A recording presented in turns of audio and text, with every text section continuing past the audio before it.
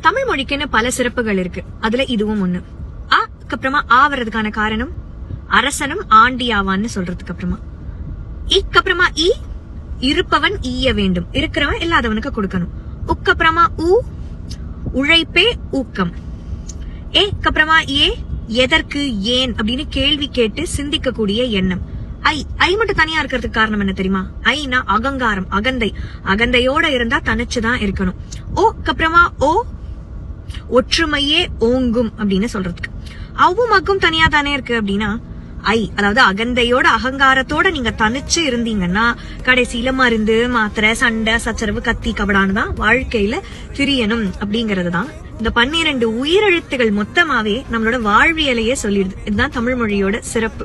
இன்னைக்கு உலக தாய்மொழி தினம். நம்ம எல்லாருக்கும் நம்ம தாய்மொழி தமிழ் அப்படிங்கறதே நமக்கு பெருமை சேர்க்கக்கூடிய ஒரு விஷயம். அதனால அவங்கவங்க தாய்மொழிய திறம்பட பிழை இல்லாம படிச்சு எழுத பழகிக்கணும். பிழையின்றி எப்படியாயினும் முறைப்படி முதற்படி தமிழ் படிப்போம்.